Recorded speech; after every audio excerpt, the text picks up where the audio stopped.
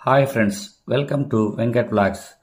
మీరు చూస్తున్న ఈ శైవక్షేత్రం నెల్లూరు జిల్లాలోని ప్రసిద్ధ శైవక్షేత్రం ఘటిక సిద్ధేశ్వరం.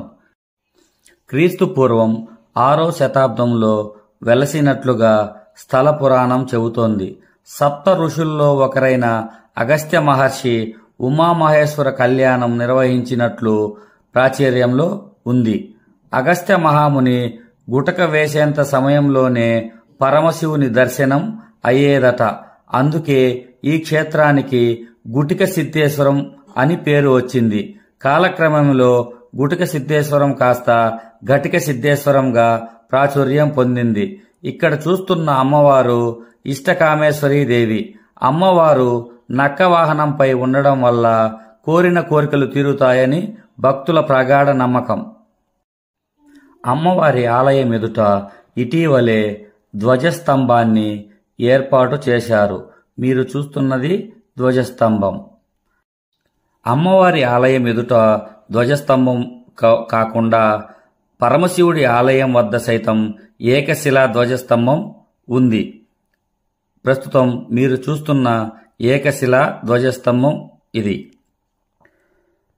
ఏకశిలా ధ్వజస్తంభం పైన శివుడిని అలంకరించిన నాగేంద్రుడి పడగ ఆకృతిలో ఉండటం విశేషం.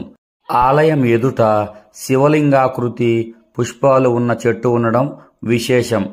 ఈ క్షేత్రంలో నంది నోట జలధార ప్రత్యేక ఆకర్షణగా నిలుస్తోంది. మీరు చూస్తున్నది నంది నోట జలధార. ఇక్కడే పరమశివుడి విగ్రహాన్ని సైతం ప్రతిష్ఠించారు.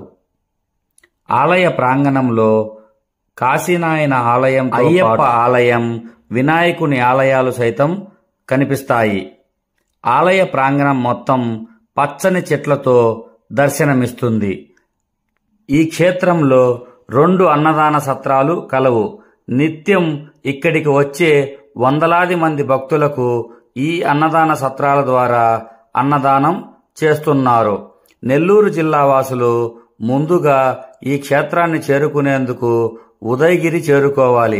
అక్కడి నుంచి సీతారామపురం మార్గంలో పోలంగారిపల్లి నుంచి 12 కిలోమీటర్లు దక్షిణంగా ప్రయాణించిన ఈ క్షేత్రాన్ని చేరుకోవచ్చు. ఈ క్షేత్రం మహాశివరాత్రి వేడుకలకు ముస్తాబవుతుంది. వీడియో గనక మీకు నచ్చినట్లయితే లైక్ చేయండి, సబ్స్క్రైబ్ చేయండి. ధన్యవాదాలు.